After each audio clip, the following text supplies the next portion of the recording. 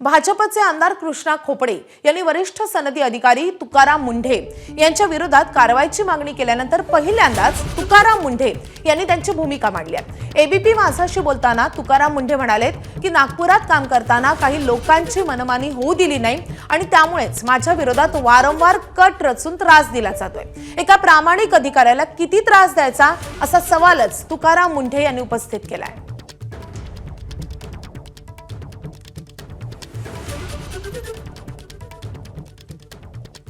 तर हे प्रकरण अधिवेशनामध्ये देखील गाजलेलं होतं। कृष्णा खोपडे यांनी तुकाराम मुंढेंवर गंभीर स्वरूपाचे आरोप केले होते।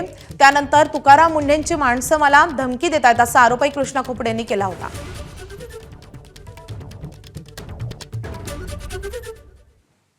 दरम्यान तुकाराम मुंढेंनी एबीपी माझाला नेमकी काय प्रतिक्रिया दिली आहे आपण पाहूयात ग्राफिक्सच्या माध्यमातून। नागपूरच्या माझ्या कार्यकाळात मला कोणतेही ठोस काम करू दिलं नाही। पालिकेत 17 कर्मचाऱ्यांच्या 2001 पासूनच्या प्रलंबित वेतनाची फाईल माझ्या समोर आली। हे 17 कर्मचाऱ्यांनी बेकायदेशीररित्या नोकरी मिळवल्याचं माझ्या निदर्शनास आलं।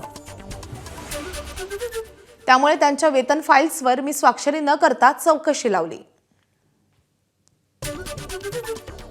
त्यानंतर नियमाप्रमाणे सर्व 17 जणांना नोकरीमधून बडतर्फ करण्यात आलं। बडतर्फ केलेल्या कर्मचाऱ्यांमध्ये एका स्थानिक आमदाराचा नातेवाईक होता। त्यामुळेच माझ्या विरोधात स्थानिक आमदारांना खोट्या आरोपांची मोहीम सुरू केली। खोटे आरोप करत वेगवेगळ्या समित्यांद्वारे माझी चौकशी केली आणि कामात अडथळे आणले।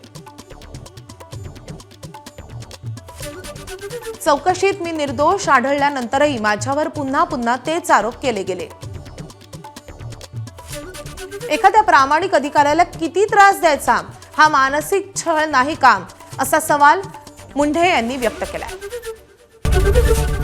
एबीपी माझा, उघडा डोळे बघा नीट।